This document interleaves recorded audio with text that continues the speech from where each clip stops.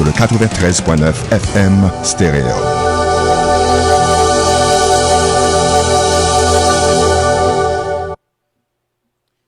Chers frères et sœurs, chers internautes et auditeurs de la radio Sentinelle, bonsoir. Nous sommes heureux de vous accueillir ici, encore une fois, dans cet espace, à l'heure de notre moment d'étude biblique hebdomadaire. Nous rappelons que l'étude de cette période couvre le livre des Actes des Apôtres et retrace la naissance, l'inauguration de l'Église ainsi que ses premiers jours. Ainsi, nous avons vu avec le docteur Jacques Louis les trois mouvements qui ont apporté l'Évangile aux quatre extrémités de notre planète Terre. Le mouvement de Jérusalem, le mouvement des extrémités de la Terre et le mouvement de la Samarie et de la Judée. Et docteur Jacques Louis est titulaire d'un doctorat en ministère et est président de l'Union évangélique baptiste d'Haïti. Nous rappelons aussi au passage que tous les derniers mardis du mois sont dédiés à une étude à caractère apologétique présentée par le docteur Leslie Jules. Et ce mois-ci, le 28 juillet prochain, nous aurons une étude sur les Mormons et ce qu'ils croient. Juste avant de céder la chaire au docteur Jacques Louis, je vous demande d'entonner avec moi les paroles du cantique que nous retrouvons au numéro 105 créole de notre recueil des chants d'espérance. À la belle gloire, marcher avec Jésus, l'hiver c'est pour moi. 105 créole, chants d'espérance. À la belle gloire, marcher avec Jésus, l'hiver c'est pour moi. Non, moi prends plaisir dans lui chaque jour. C'est grand joie les Jésus côté moi li a point. Gloire à Dieu, c'est une belle gloire pour moi. À la belle gloire marcher avec Jésus. À la belle gloire marcher avec Jésus. Les conduire dans tout chemin, les kebem ça c'est certain. À la belle gloire marcher avec Jésus. À la belle gloire même le lit fait noir pour me connaître. À l'homme prier à confiance à foi. À la belle gloire sorti tout près les chemins moins. Gloire à Dieu, c'est une belle gloire pour moi. À la belle gloire marcher avec Jésus. À la belle gloire marcher avec Jésus. Les conduire dans tout chemin. Les kembem ça c'est certain. À la belle gloire marcher avec Jésus. À la belle gloire la caille bon Dieu à climat va marcher. Pour toujours côté le ma va rester. Travaillons merveille m'a chanter pour toute l'éternité.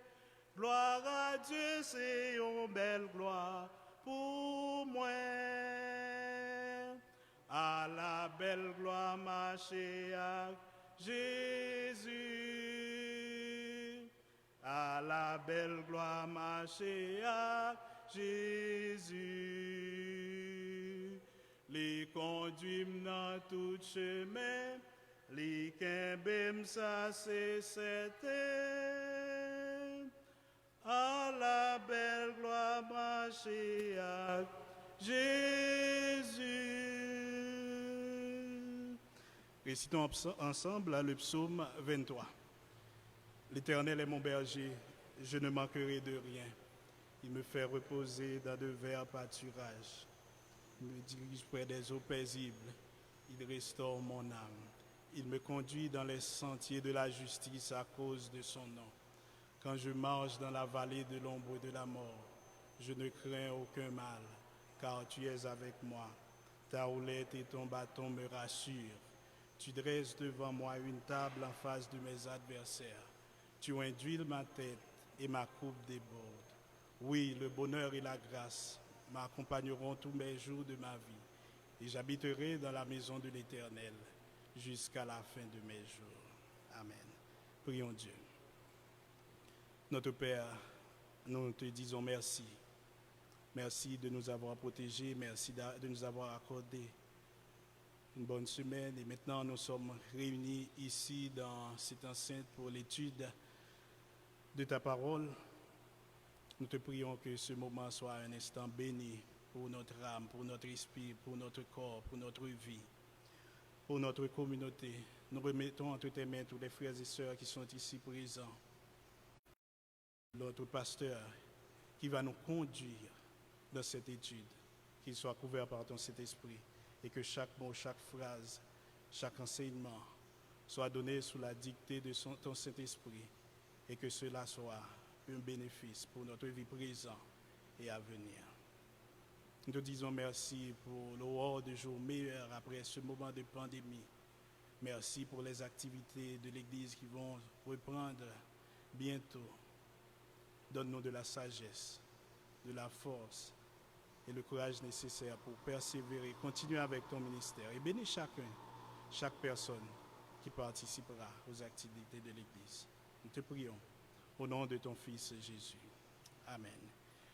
Et maintenant avec nous, le docteur Jacques Louis, c'est lui qui va nous conduire encore dans la suite de cette étude dans le livre des Actes des Apôtres.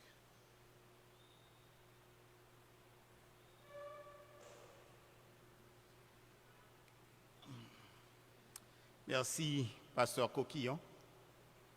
Nous sommes heureux de vous retrouver une fois de plus ce soir pour continuer avec notre survol sur les Actes des Apôtres.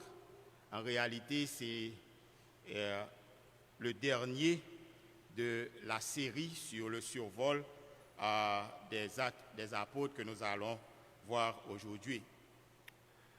La dernière fois, nous étions à Jérusalem avec l'arrestation de l'apôtre Paul.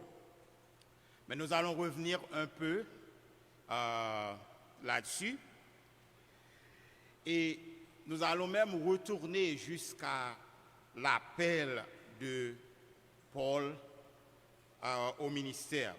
En fait, 3 jours après la rencontre de Saul de Tarse avec le Seigneur sur le chemin de Damas, Dieu délégua Ananias, un frère de Damas, auprès de Saul.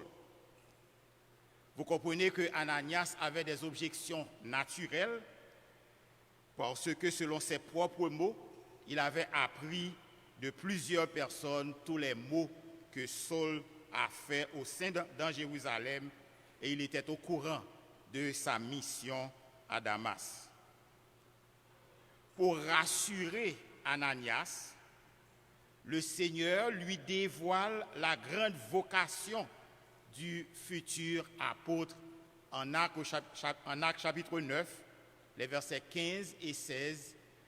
Le Seigneur dit au frère Ananias, « Va, car cet homme est un instrument que j'ai choisi.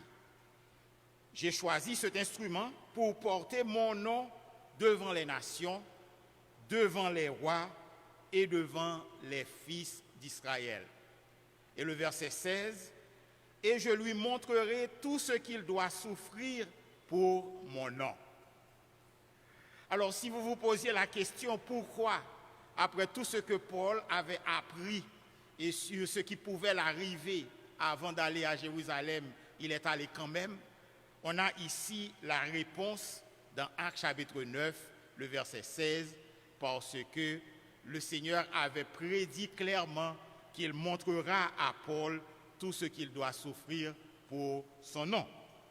Donc c'est conforme à sa vocation, conforme à son appel, conforme à son ministère, que l'apôtre Paul monte à Jérusalem malgré les avertissements clairs des souffrances qu'il attendait dans cette ville. Maintenant, Nous retournons à Jérusalem en Actes chapitre 21. En effet, arrivé à Jérusalem, Paul est victime des fausses accusations des Juifs venus de la province d'Asie. Il l'accuse de parler mal contre le peuple juif, contre la loi de Moïse et contre le temple. Il l'accuse aussi d'avoir introduit un païen à l'intérieur du temple. Nous avions fait la discussion la dernière fois. Lorsqu'il parle de l'intérieur du temple, ici, il est question du parvis réservé aux hommes juifs. En conséquence, toute la ville se souleva contre Paul. Ils le traînèrent hors du temple dont ils fermèrent les portes. Nous sommes en Actes 21, le verset 30. C'est alors que Dieu utilisa le tribun de la cohorte romaine, ce tribun qui tenait garnison dans la forteresse Antonia, située à l'angle nord-ouest de la terrasse du temple. Ce tribun se nomme Claude Lysias. Claude Lysias, apprenant le tumulte qui venait de se produire, s'empresse d'accourir avec des centeniers, des capitaines et des soldats. Leur arrivée empêcha l'accomplissement des desseins meurtriers de ces Juifs furieux. Cependant, comme Agabus l'avait prédit, Paul est lié de deux chaînes. Il faut bien comprendre que le tribun le présuma coupable d'un crime quelconque pour déchaîner une telle rage chez les Juifs. Et on comprend ce qui se passe ici parce que les soldats romains ont dû porter Paul pour l'arracher des mains de ceux qui voulaient le tuer à tout prix. Toutefois, le tribun voulut quand même savoir la raison qui poussa la foule à se prendre à lui. Et comme le commandant ne pouvait rien apprendre à cause du tumulte, il fit emmener Paul dans la forteresse. Pendant qu'il montait les marches pour entrer dans la caserne, Paul s'adressa en grec au tribun pour lui demander la permission de s'adresser à la foule. Acte 21, versets 37 à 40. La permission lui ayant été accordée, Paul utilisa la langue hébraïque pour donner son témoignage personnel à la foule assemblée. Regardez ce qui se passe ici, c'est que le choix des langues fait partie de la stratégie de défense de Paul. Parce qu'il utilise le grec avec le tribun, cela dissipa un premier doute du tribun qui le méprenait pour un rebelle égyptien. Versets 37 et 38. Et parce qu'il utilisa l'araméen, la foule fanatique garda le silence et lui prêta l'oreille. Mais intéressant assez, en Acte 22, le verset 1er, celui qui voulait d'être maltraité, celui qui s'adressait à une foule qui venait de le maltraiter et qui en voulait à sa vie, il s'adresse à eux avec respect et affection. En fait, il les considère comme ses frères. Il les adresse comme des frères. Bien entendu, frères ici, frères de même race, frères de même nation. Et il honore les plus vieux et ceux en autorité du nom de Père. Nous sommes en Acte 22, le verset 1er. Et dans son discours, Paul fournit des efforts considérables pour apaiser et gagner la foule. Mais lorsqu'il mentionna le mandat qu'il a reçu du Seigneur, qui ne concerne pas Jérusalem, lorsqu'il arriva au verset 21 où le Seigneur lui dit « Va, je t'enverrai au loin vers les nations. Alors la foule ne voulut plus rien entendre et recommença à demander la tête de Paul. Maintenant, à cause de la réaction de la foule, le commandant condamna à Paul la question par le fouet afin de découvrir son crime. Parce que quelqu'un qui excite la foule de cette façon, il doit être un criminel. Et c'est alors que Paul révèle qu'il est citoyen romain. Acte 22, versets 24 à 29. Et cette fois-ci, c'est sa citoyenneté romaine qui protégea Paul, parce que selon la loi romaine, il était illégal d'infliger la flagellation à un citoyen romain qui n'a même pas été jugé. Donc, toutefois, Paul passa la nuit en prison. Et le lendemain,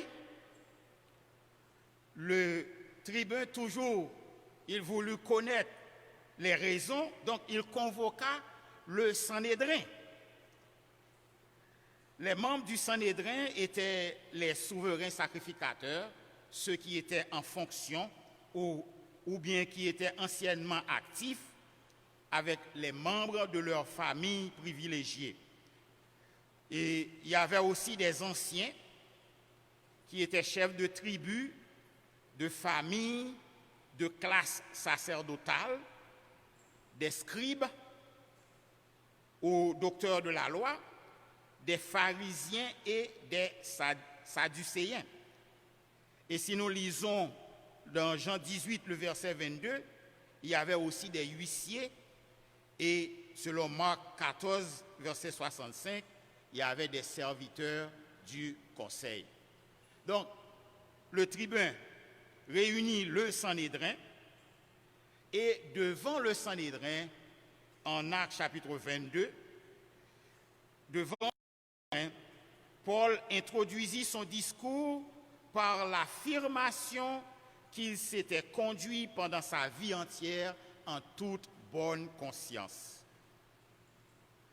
C'est peut-être cette déclaration qui rendit furieux le souverain sacrificateur du nom d'Ananias, qui ordonna que l'on frappe le prisonnier sur la bouche.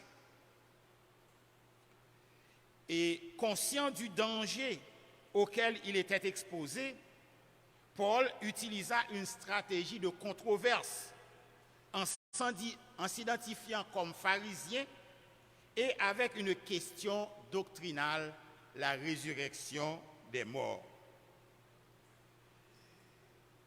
Acte 23, verset 7 nous dit, quand il eut dit cela, il s'éleva une discussion entre les pharisiens et les sadducéens et l'assemblée se divisa. Verset 8. Car, normalement lorsque nous avons car, cela introduit une explication, car les sadducéens disent qu'il n'y a point de résurrection et qu'il n'existe ni ange ni esprit, tandis que les pharisiens affirment les deux choses. Verset 9. Il y eut une grande clameur et quelques scribes du parti des pharisiens, s'étant levés, engagèrent un vif débat et dirent « Nous ne trouvons aucun mal en cet homme. Peut-être un esprit ou un ange lui a-t-il parlé ?» Le verset 10.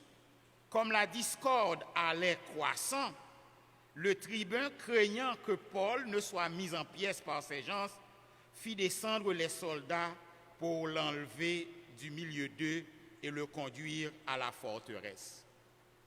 Une fois de plus, le tribun n'a pas pu trouver la raison pour laquelle ces Juifs en voulaient à l'apôtre Paul.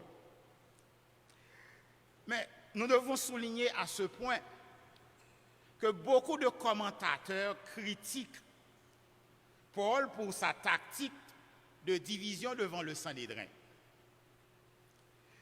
Alors que lorsque nous lisons dans le texte, la nuit suivante, le Seigneur Jésus apparut en personne à Paul et dit, « Prends courage,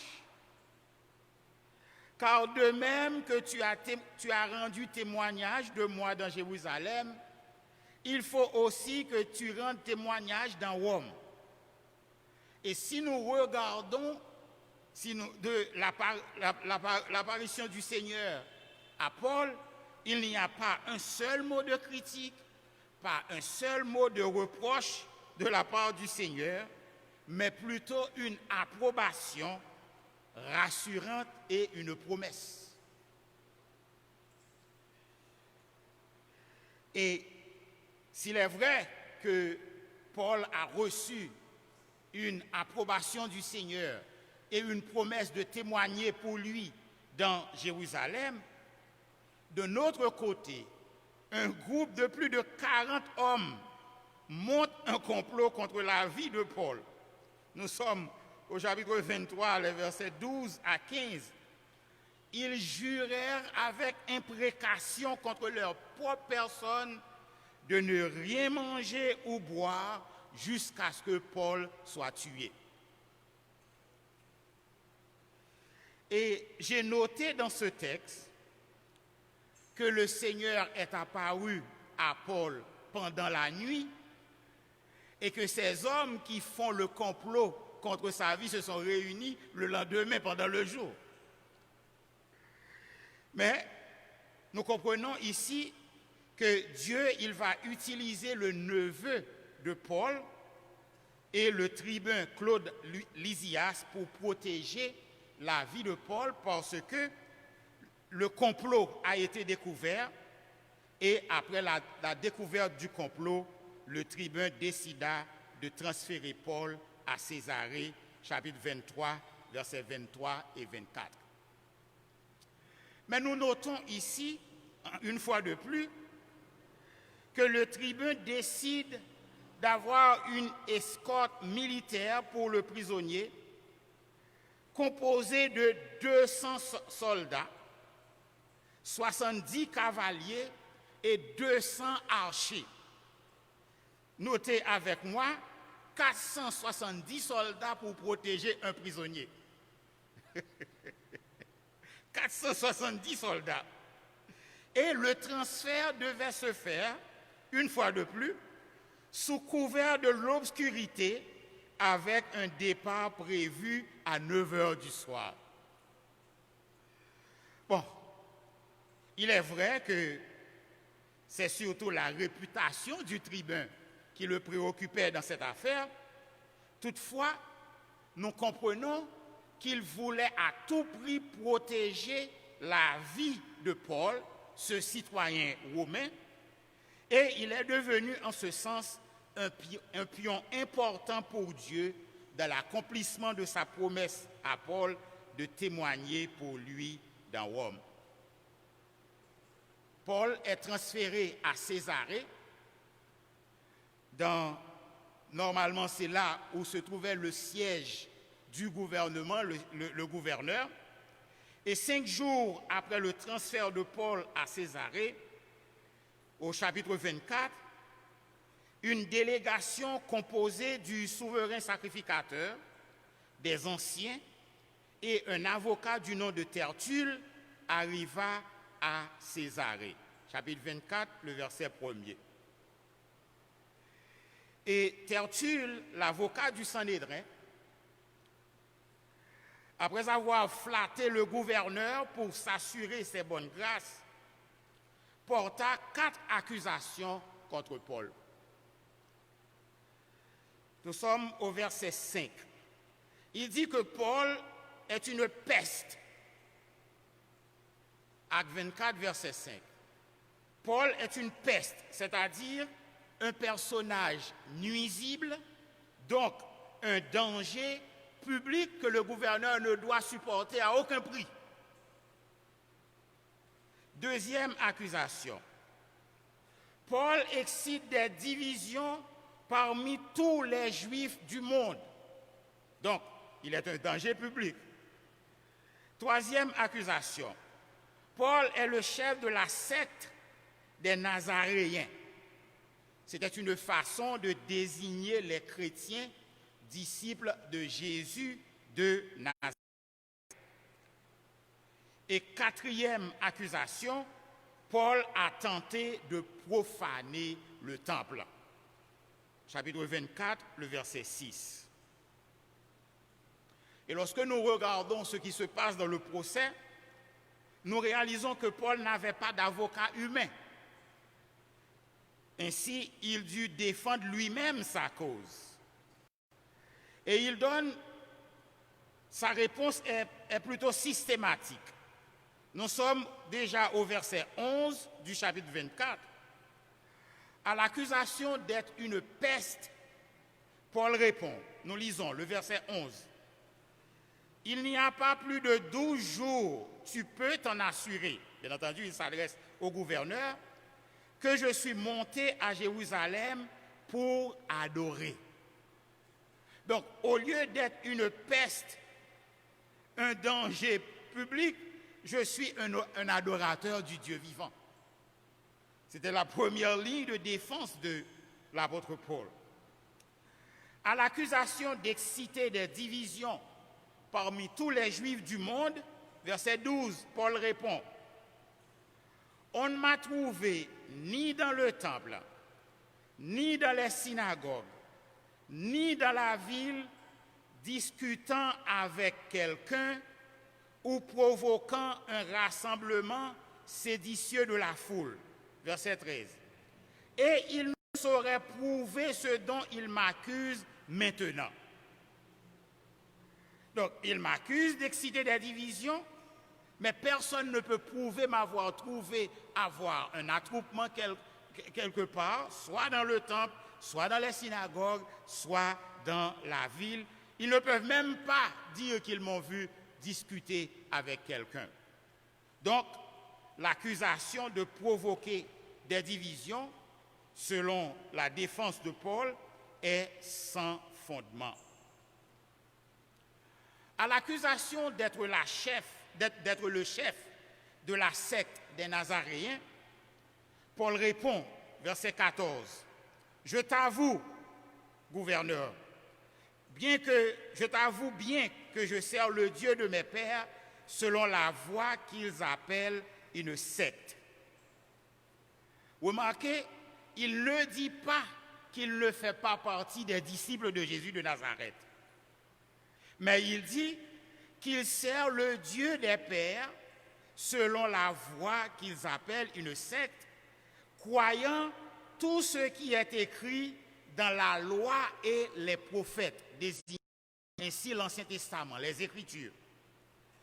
Et verset 15, « Et ayant en Dieu cette espérance, comme ils l'ont eux-mêmes, qu'il y aura une résurrection des justes et des injustes. » Verset 16.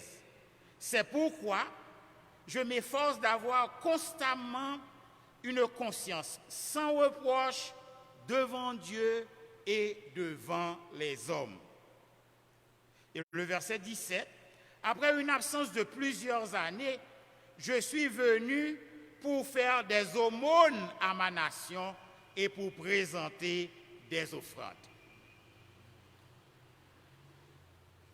Et à l'accusation de profaner le temple, Paul déclare, verset 18, « Les Juifs d'Asie m'ont trouvé purifié le temple, sans attroupement ni tumulte. » Verset 19, « C'était à eux de paraître en ta présence et de se porter accusateurs s'ils avaient quelque chose contre moi. » Donc, même ceux qui étaient mes accusateurs ne sont pas présents ici. Verset 20. « Ou bien que ceux qui sont présents ici, c'est-à-dire les membres du Sanhédrin et le reste, déclarent de quel crime ils m'ont trouvé coupable lorsque j'ai comparu devant le Sanhédrin.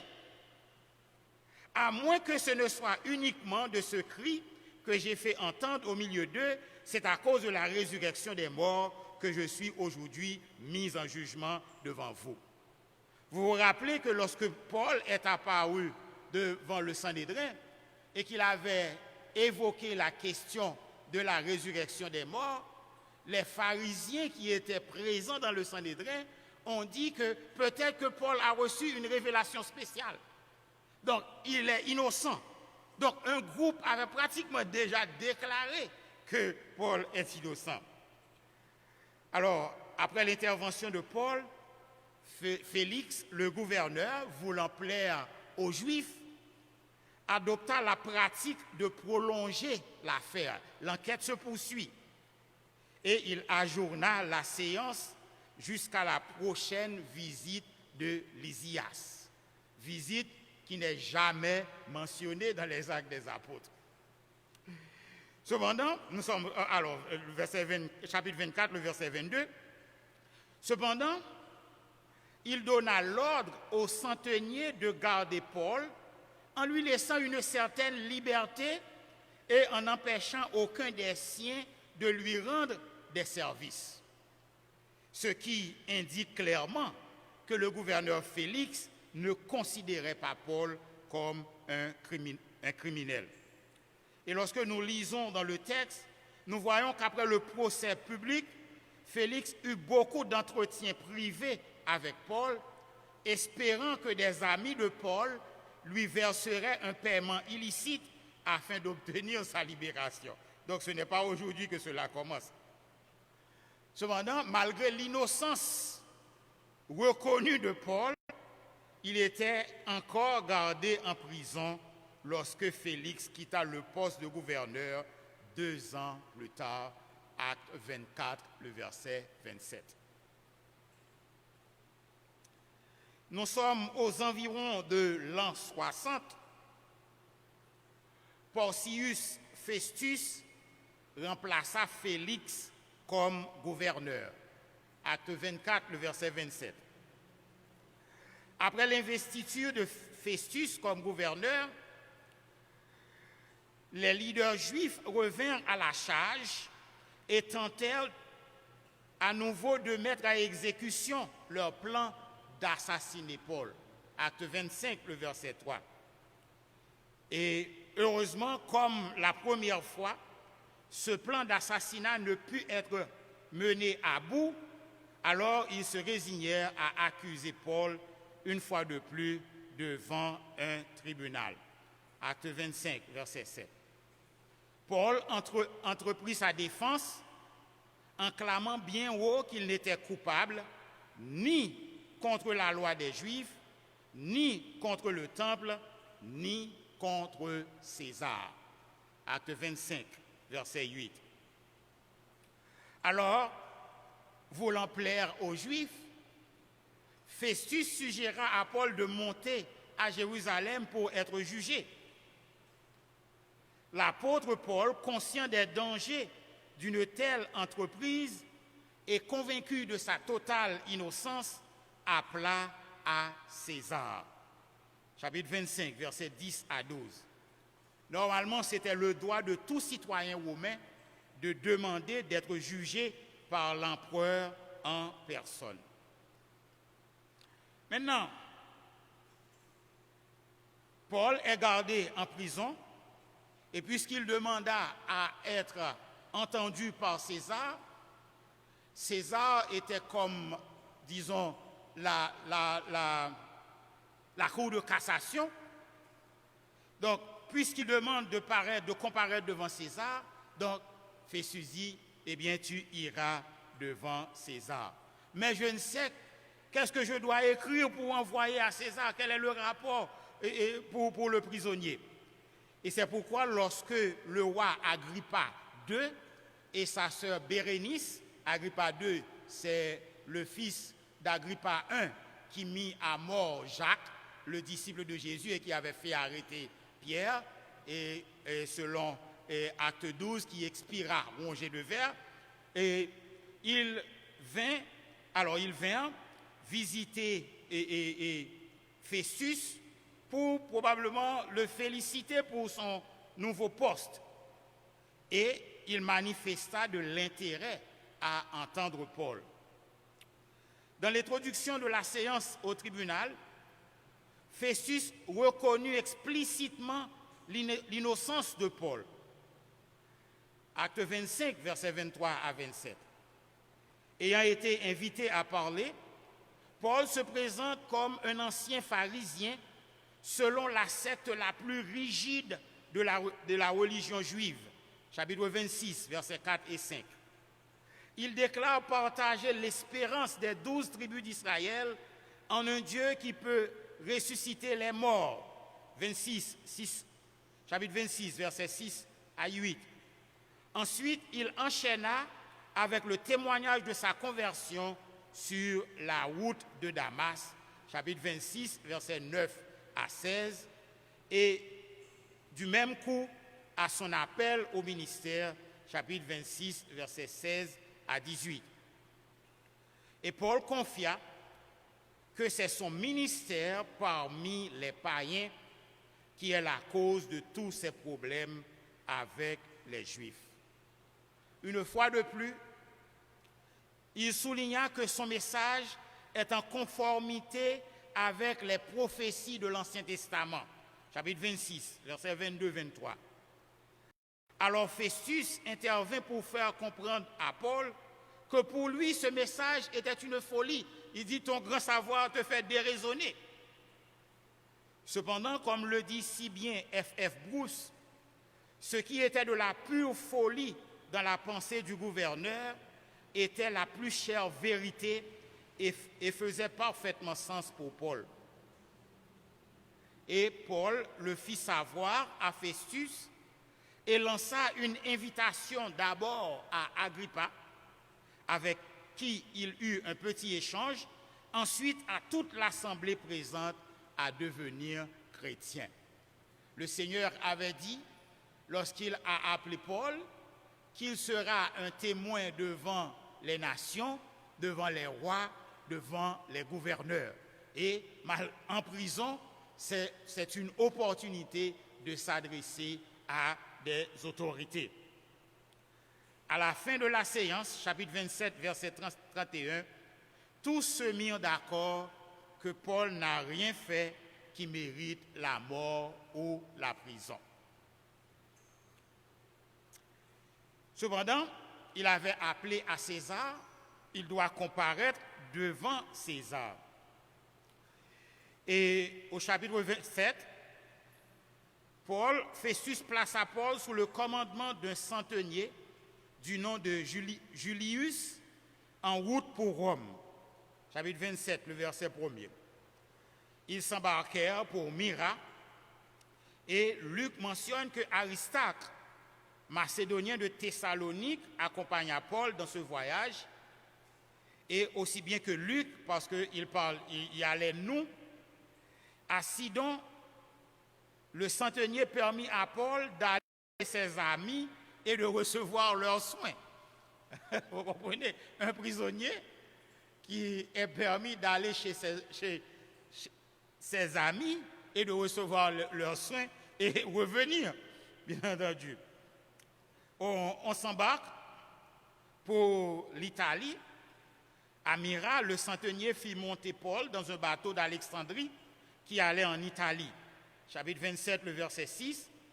Le voyage était difficile et la navigation était devenue dangereuse à cause des vents contraires.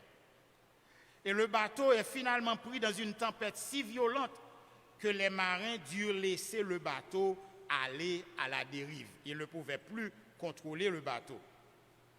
La cargaison, aussi bien que les agrès du bateau, furent jetés à la mer.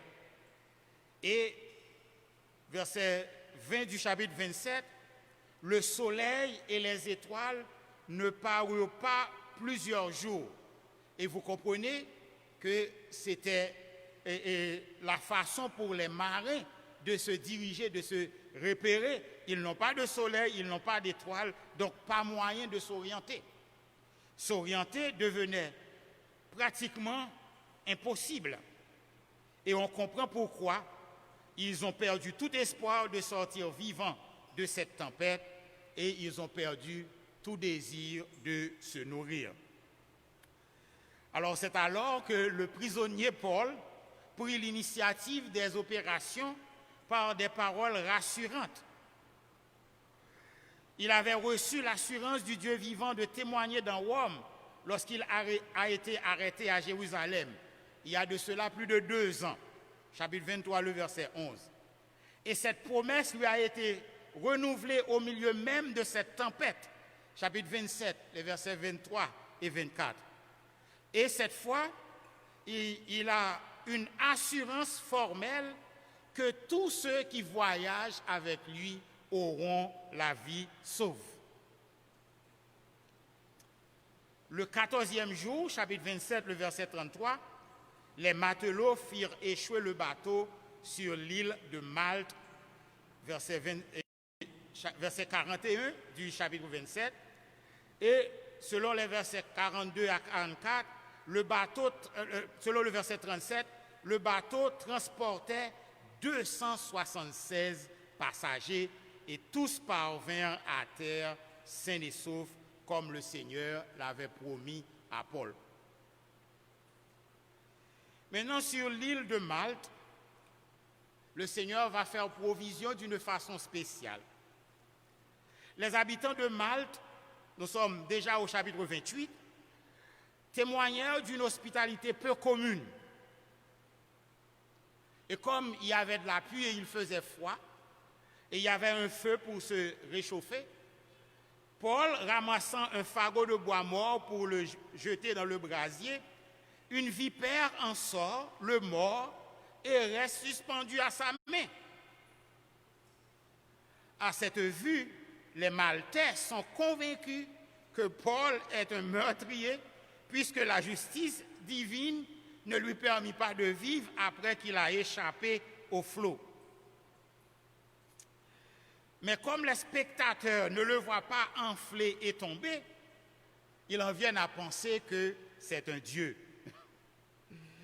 Et puisqu'ils pensent que c'est un Dieu, ils sont beaucoup plus disposés à écouter son message. Le chef de l'île les reçut chez lui, Publius, chapitre 28, le verset 7, et son père, qui était malade de la dysenterie, est guéri par Paul. Après cela, on amena à Paul tous les autres malades de l'île, et ils furent guéris. Chapitre 28, le verset 9. Ils passèrent 3 mois sur l'île de Malte, 28, verset 11, et les habitants de Malte fournirent tout ce dont ils avaient besoin lorsqu'arriva le moment du départ pour Rome. Après 3 mois sur l'île de Malte, ils s'embarquèrent sur un autre bateau en route pour l'Italie. Et avant même leur arrivée dans la ville de Rome, plusieurs frères étaient venus à leur rencontre.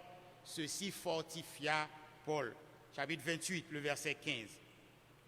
Arrivés à Rome, on permit à Paul de demeurer dans un domicile particulier avec un soldat pour le surveiller. Et c'est pourquoi certains commentateurs ne veulent pas parler de premier emprisonnement, mais ils parlent surtout de la résidence surveillée de Paul à Rome. 3 jours après son arrivée à Rome, à partir du verset 17 du chapitre 28, Paul eut son premier contact avec les leaders juifs. Il souligna à leur intention qu'il n'y avait aucune raison valable pour expliquer sa présence à Rome comme prisonnier. Alors Paul apprit que les leaders juifs n'avaient reçu de Judée aucune accusation contre lui. Au contraire, ils voulaient entendre le message qu'il avait à partager. Ils fixèrent une deuxième rencontre et cette rencontre dura toute une journée, selon le verset 23 du chapitre 28. Paul parla sur la vérité du royaume de Dieu en se basant sur les prophéties de l'Ancien Testament pour prouver la véracité de son message. Et comme lorsque le message est prêché, versets 24 et 25 nous donnent les réactions, les uns furent persuadés par ce qu'il disait et les autres ne crurent point. Ils se retirèrent en désaccord. Et ici encore, Paul reste fidèle à sa stratégie d'annoncer l'évangile d'abord aux Juifs, ensuite aux païens. Et nous avons le dernier rapport de Luc dans les Actes des Apôtres. Paul demeura 2 ans entiers dans une maison qu'il avait louée. Il recevait tous ceux qui venaient le voir, prêchant le royaume de Dieu et enseignant ce qui concerne le Seigneur Jésus-Christ en toute liberté et sans obstacle.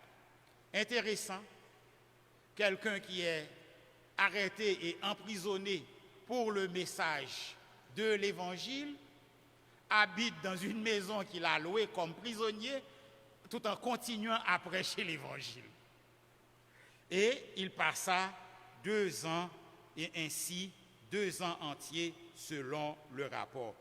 C'est vrai que Paul ne pouvait aller où bon lui semble, mais tous ceux qui le voulaient pouvaient venir à lui. À la fin des 2 ans, Paul sera remis en liberté, et c'est pendant cette période de liberté qu'il recommencera avec les voyages missionnaires, et c'est cette période qu'il écrira l'épître à Tite et 1 Timothée. Il poursuivra son ministère itinéraire jusqu'à son 2e emprisonnement à Rome, et c'est pendant cet emprisonnement qu'il écrira 2 Timothée qui laisse présager une exécution probable. Nous avons survolé les Actes des Apôtres et nous avons vu que Actes des Apôtres décrit le début et la croissance de l'Église du Nouveau Testament. Nous avons parlé dans notre survol de 3 mouvements du livre établis dans le verset clé, Acte 1er, verset 8, « Mais vous recevrez une puissance, le Saint-Esprit survenant sur vous, et vous serez mes témoins à Jérusalem, dans toute la Judée, dans la Samarie et jusqu'aux extrémités de la terre. » Et c'est à partir de ce verset, et selon le contenu du livre, que nous avons parlé des 3 mouvements. Le premier mouvement, qui est le mouvement de Jérusalem, dans les chapitres 1 à 7, qui a montré le triomphe de l'Église en dépit de l'opposition, et le leader de ce mouvement s'appelle Pierre, et tout se passe à Jérusalem, et l'auditoire principal, ce sont les Juifs. Nous avons aussi parlé du mouvement Judée-Samarie dans les chapitres 8 à 12. Le leader de ce mouvement, c'est Philippe l'évangéliste, l'un des 7 qui avait été choisi pour la distribution de la nourriture. Et c'est une période de transition. Et l'auditoire principal des chapitres 8 à 12 du mouvement Judée-Samarie, ce sont les Samaritains. Et le 3e mouvement que nous venons de terminer, qui est le mouvement des extrémités de la terre, qui a commencé à partir du chapitre 13 pour finir au chapitre 28. Et le leader de ce mouvement, c'est Paul. Et la pensée dominante de ce mouvement, ce sont les voyages. D'ailleurs, nous avons retrouvé 4 grands voyages. Il y a les 3 voyages missionnaires et le dernier voyage comme prisonnier, et que certains appellent aussi voyage missionnaire parce que Paul n'a pas cessé de prêcher l'Évangile. Et l'auditoire principal, c'était les païens. Donc, nous sommes à la fin du survol sur les Actes des Apôtres et nous allons laisser ces mouvements, et parmi les mouvements, surtout le mouvement des extrémités de la terre, c'est pendant ce mouvement, dans le 2e voyage missionnaire, que l'apôtre Paul va fonder, va implanter l'église de Corinthe. Et la prochaine fois, nous allons commencer avec notre étude sur 1 Corinthiens avec les éléments d'introduction. Jésus-Christ a bâti son église, et même dans la promesse de bâtir son église, il a clairement dit que les portes du séjour des morts ne prévaudront point contre elle. L'opposition se manifestera sous plusieurs formes, mais la victoire finale appartient à Dieu. Le mal peut se répandre aujourd'hui, mais finalement, c'est le bien qui va triompher. Mon ami et prédécesseur à la tête de l'UEBH, le pasteur Serléus Simon, aimait souvent répéter « Quand l'Éternel envoie, il pourvoit ». Il pourvoit les ressources nécessaires pour accomplir la tâche qu'il confie. Il est vrai qu'à travers les actes des apôtres, nous avons vu que les disciples, les apôtres, ils ont connu bien des déboires dans l'exercice de leur ministère. Mais le Seigneur a toujours fourni un moyen pour les encourager à aller vers l'avant. Et avec l'apôtre Paul en particulier, le Seigneur lui a parlé dans plusieurs visions depuis sa conversion et en prison, dans la tempête. Là où il se trouve, le Seigneur lui rassure par ses visions. Et nous savons que ce Saul, qui était Saul de Tarse, persécuteur de l'Église, eh bien, il est devenu Paul l'apôtre. Et sa vie et son ministère n'ont jamais cessé depuis lors d'influencer des individus et des nations. Avec la transformation de Paul, nous disons que Dieu peut transformer n'importe qui et en faire un instrument utile pour son œuvre. Donc, si vous entendez la voix du Seigneur aujourd'hui, n'endurcissez pas votre cœur. Laissez le message vous transformer et partagez votre expérience comme les disciples de Jésus ont fait à travers les actes des apôtres. Et que le Seigneur vous soit en aide.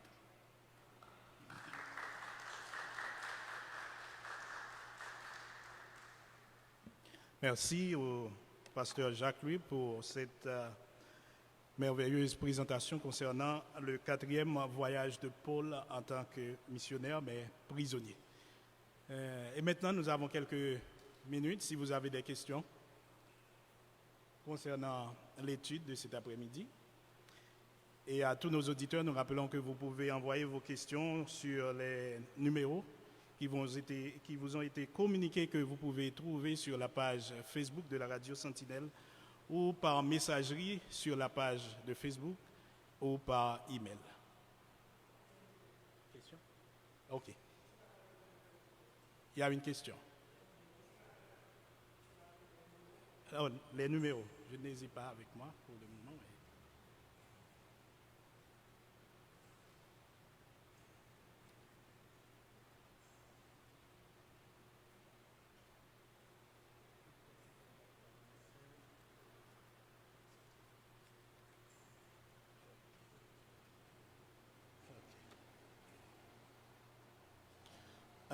Vous avez ces numéros sur lesquels vous pouvez envoyer vos questions, c'est le 28 13 54 45.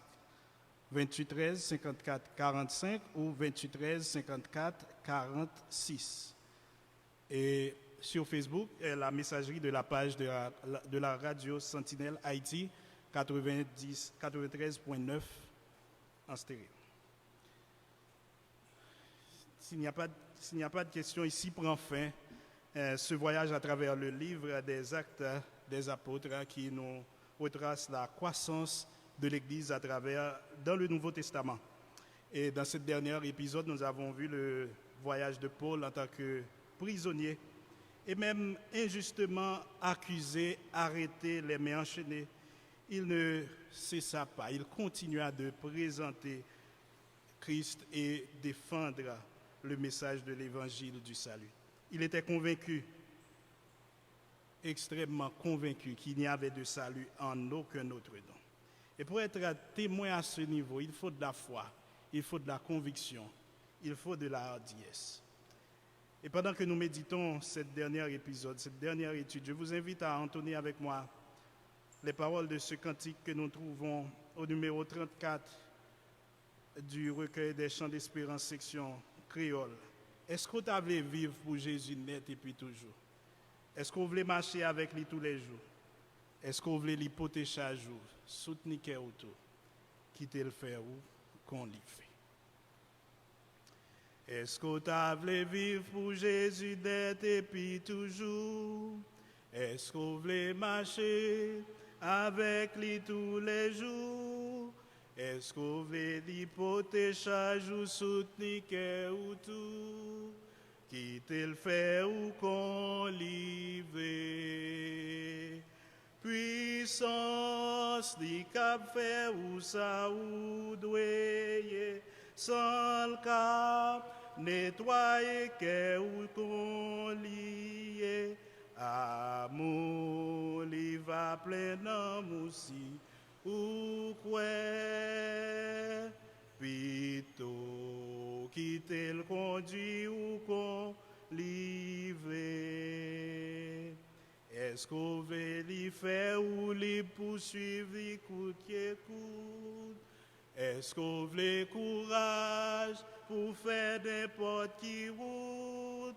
Est-ce qu'on veut les délivrer ou dans toute piège, tout doute? Quitter le faire ou qu'on livre? Puissance des cap faire ou ça ou doué? Sans le cap, toi et que ou qu'on lié, amour, li va plein d'amour si ou quoi, plutôt quitter le conduit ou qu'on livre. Est-ce que vous cherchez un repos pour dans le monde? Est-ce que vous voulez Christ là avec ou dans l'épreuve? Est-ce que vous voulez obéir et porter fruits bons œuvres? Quitter le fait ou qu'on livre? Puissance du cap fait ou ça ou doué, sol cap nettoyer que ou qu'on lié, amour, li va plein d'amour si ou quoi, plutôt quitter le conduit ou qu'on livre. Et maintenant, nous allons nous mettre debout pour la prière finale et la bénédiction. Notre bon et tendre Père, nous te disons merci pour ce moment béni, pour ce moment que nous avons passé dans ta présence, dans l'étude de ta parole. Comme il est écrit dans ta parole, un jour dans ta présence vaut 10 000 ailleurs. Nous te disons merci infiniment pour ce moment. Nous espérons que ces enseignements vont nous instruire, vont nous convaincre, nous corriger, nous permettre de vivre ta parole, de vivre l'Église que tu nous confies, d'être à l'Église, le temple du Seigneur, d'être tes serviteurs, accomplissant ton ministère et étant tes témoins à Jérusalem, dans la Samarie, dans la Judée et jusqu'aux extrémités de la terre. Nous te disons merci et nous te disons merci de manière anticipée pour la reprise des cultes en présentiel à l'Église. Te prions pour ce culte du dimanche, que chaque chose, chaque point, chaque étape de ce service soit sous le contrôle de ton Saint-Esprit et que des âmes puissent être bénies, rassasiées, réconfortées par ta parole dans un moment béni dans ta présence. Nous te disons merci pour chacun qui était ici. Amène-nous chez nous en paix, sous ta protection, comme ça a toujours été le cas. Au nom de ton Jésus. Amen. À 9h. La reprise de cette étude biblique sera sur la radio Sentinelle à 9h ce soir. Si vous n'avez pas eu la chance de suivre cette étude, vous pouvez nous brancher sur la radio Sentinelle ce soir dès 9h. À celui qui est ferme dans ses sentiments, tu assures la paix parce qu'il se confie en toi. Ne vous inquiétez de rien, mais en toute chose, faites connaître vos besoins à Dieu par des prières, des supplications et avec des assurances, et la paix de Dieu qui surpasse toute intelligence, gardera nos cœurs et nos pensées en Jésus-Christ dès maintenant et à jamais. Allez en paix et que Dieu vous bénisse. Depuis la capitale d'Haïti, Port-au-Prince, vous écoutez la radio de l'Union chrétienne, Sentinelle 93.